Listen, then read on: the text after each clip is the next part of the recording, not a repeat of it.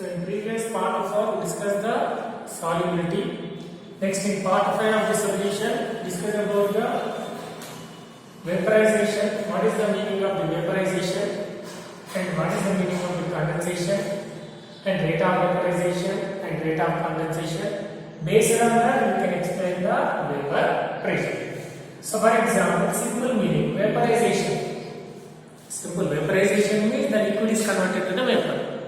That is called as a vaporization. So in simple scientific meaning, the escaping of the liquid molecules, from surface of the liquid solvent, that is called as a vaporization. The escaping of the liquid molecules from the surface of the liquid, that is called as a vaporization. So for example, here this is the one vessel. So in vessel we have taken the water. And here this water molecules are escaping from the surface of the liquid water. So that is called as a vaporization. Next, the meaning of the rate of vaporization. The meaning of the rate of vaporization. The number of water molecules or the number of molecules is escaping from the liquid surface in 1 second. That is called as the rate of vaporization. The number of escaping molecules from the liquid surface in 1 second. That is called as the rate of vaporization. Simple. Vaporization means escaping of the liquid molecules, nothing but water molecules from the surface of the liquid. That is called as a vaporization.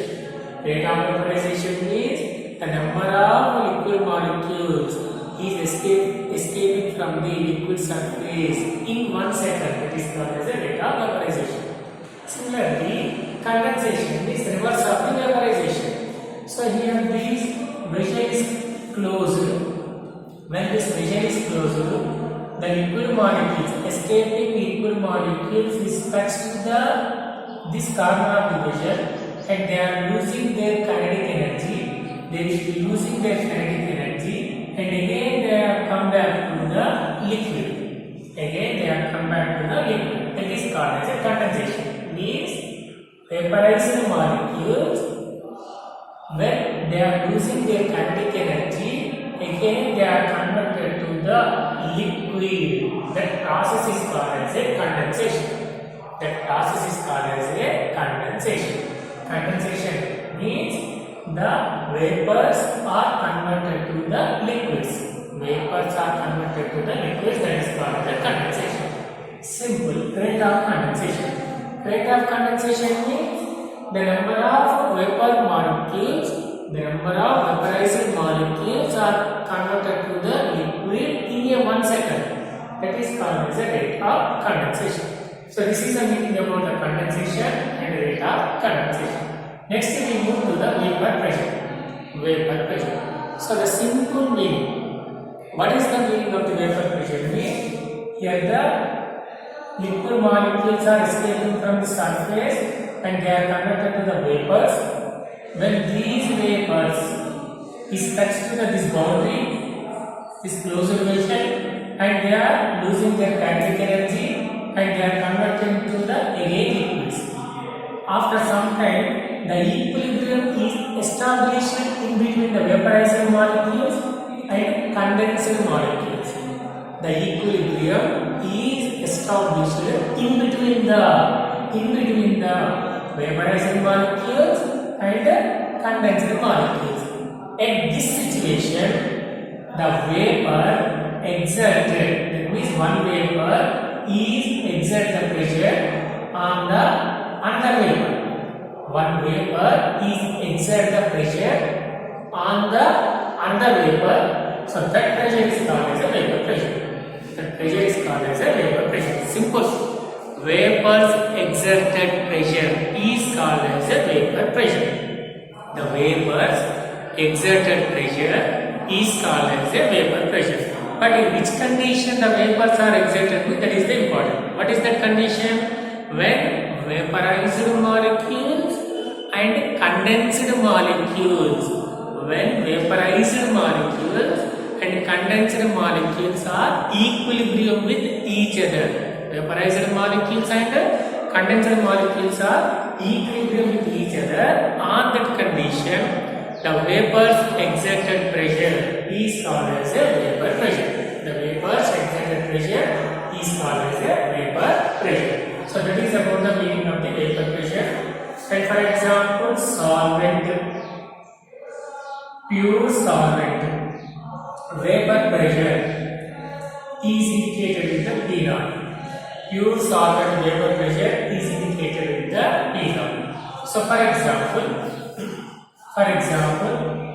here only solvent will be present, then the vapor's exerted pressure is called as a vapor pressure. For example, in this solvent we are adding the solute. These are the solute particles. These are the solute particles.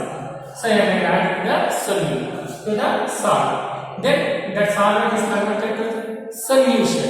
Solvent is converted to the solution. In this condition, also same process will be arising. The vaporizing molecule is equilibrium with the condensed molecules. On that situation, the vapor's exerted pressure is called as a vapor pressure, but vapor pressure of the what is the solution that will be indicated with the PS. Vapor pressure of the solution that is indicated with the PS. So this is the meaning of the vapor pressure of the solvent P naught and vapor pressure of the solution PS. Next, here we consider the which vapor pressure will be more. Which vapor pressure will be more. So for example, here the vapor pressure of the solvent P naught is always greater than vapor pressure of the solution PS. The vapor pressure of the solvent is always more greater than compared with the vapor pressure of the solution. This is because due to the when we compare the solvent, there is no solute particles. So, number of vaporizing molecules will be more, and that more number of vaporizing molecules exerted pressure is the vapor pressure of the solvent, that is the P naught. When the solvent is converted to the solution, in this solution, the solute particles will be present. So, if the solute particles can prevent the rate of vaporization of the solvent particles. What is that? What can they do? The solute particles is prevent the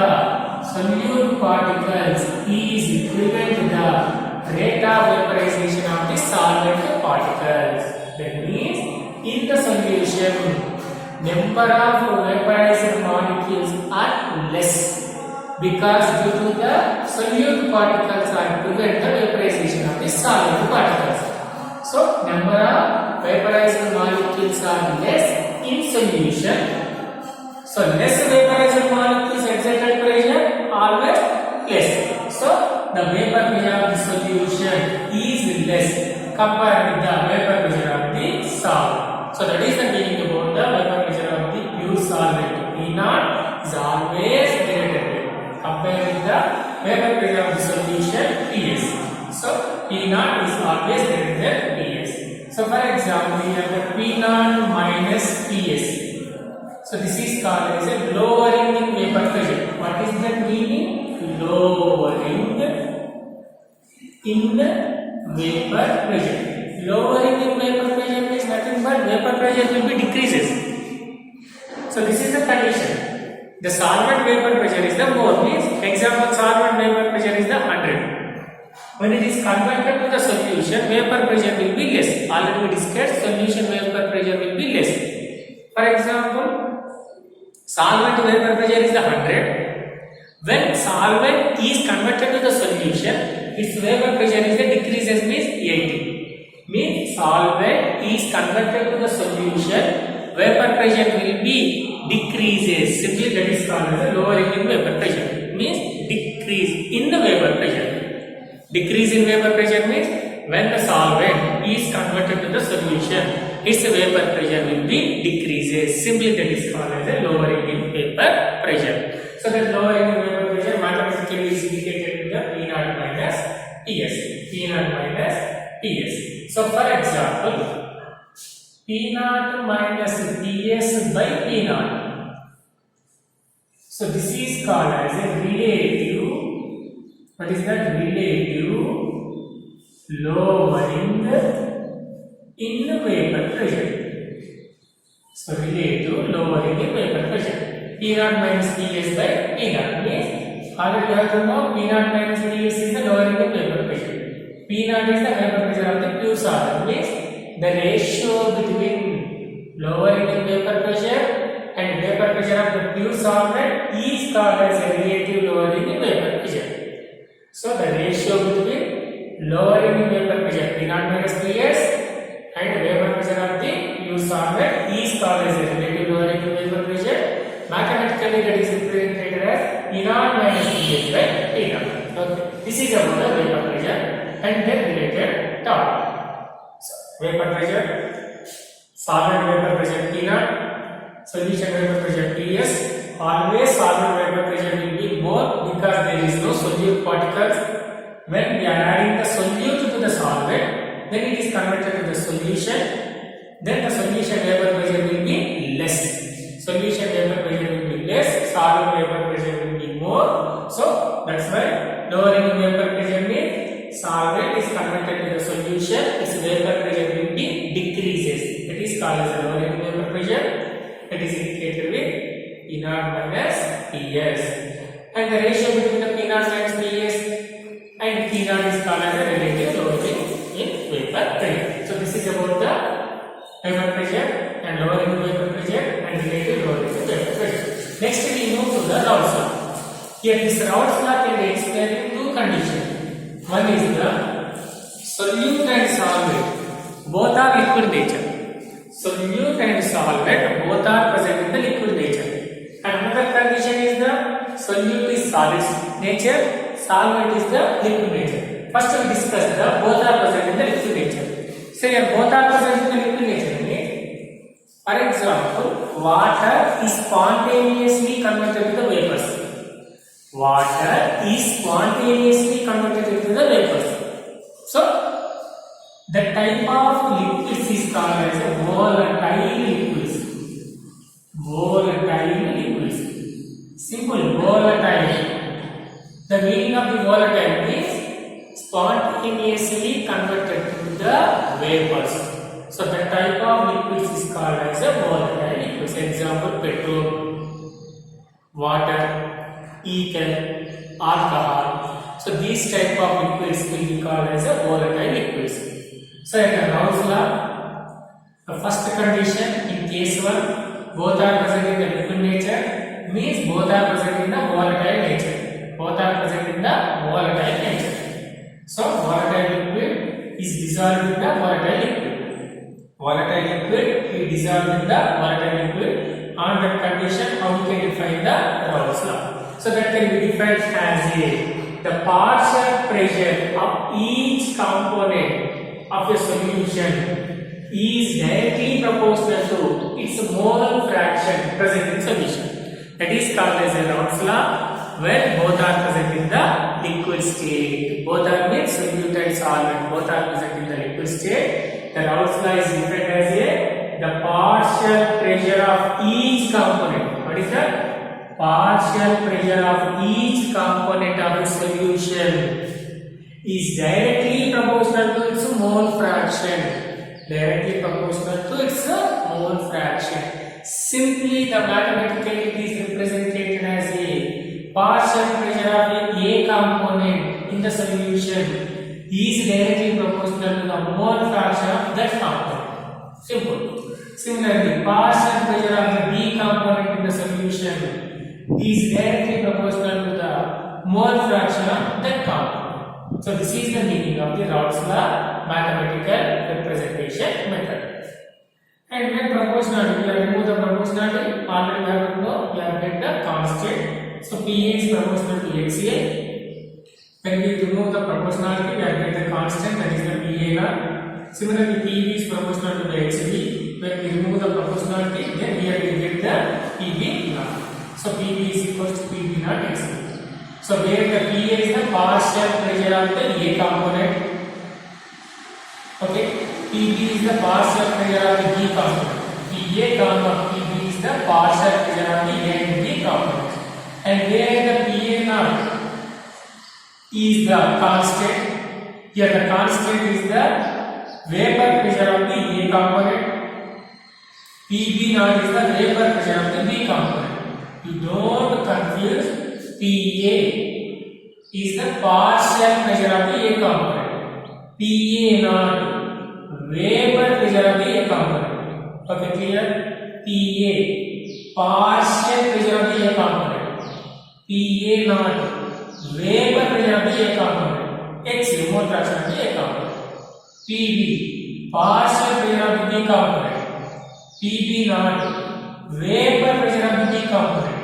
XB mole fraction of the B component. So this is mathematical representation of the Raoult's law where solute and solvent both are present in the liquid state. So according to the Dalton's law, in first year states of matter, already we have to know the Dalton's law. The sum of the total pressure is equal to sum of the partial pressures. Total pressure is equal to sum of the partial pressure. Means P total.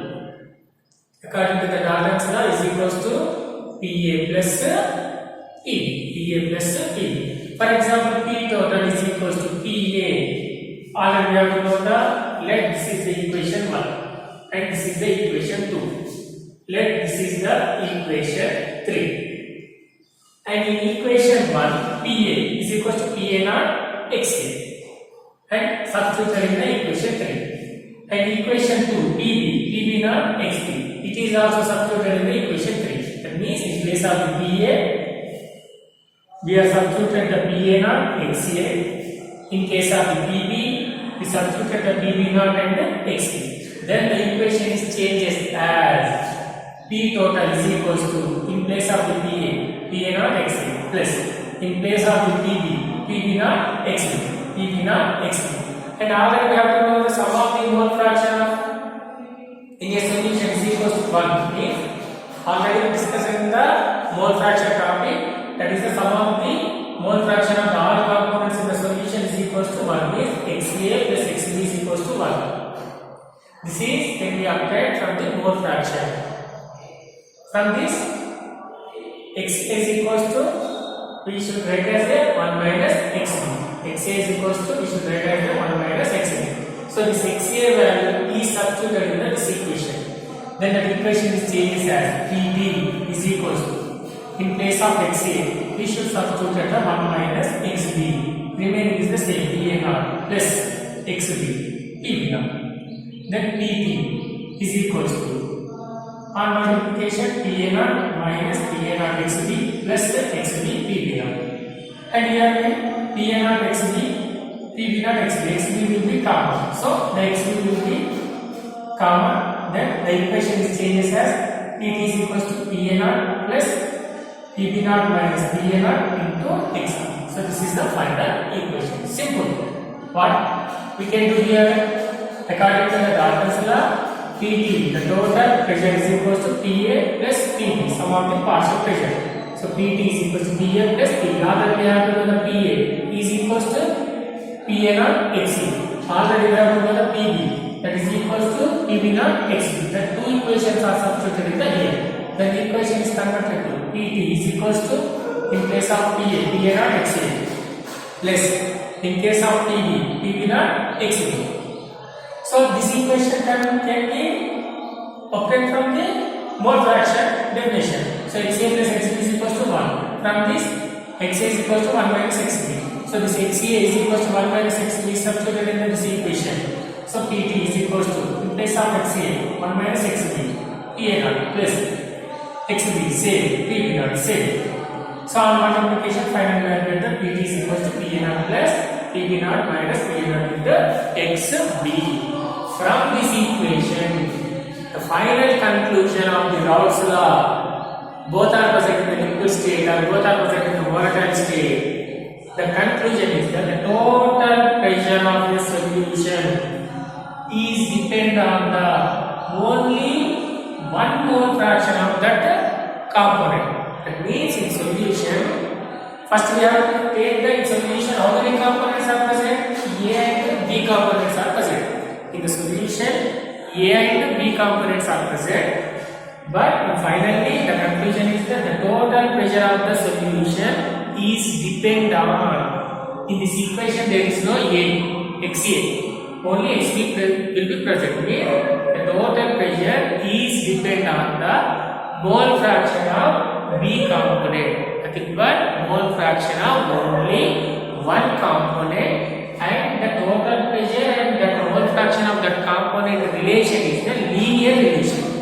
This directly proportional relation. This is the final conclusion can be obtained from this equation. So this is about the Raoult's law for only solute and solvent. Both are present in the liquid state. Nothing but both are present in the volatile state. Okay, so this is the Raoult's law in case 1 situation.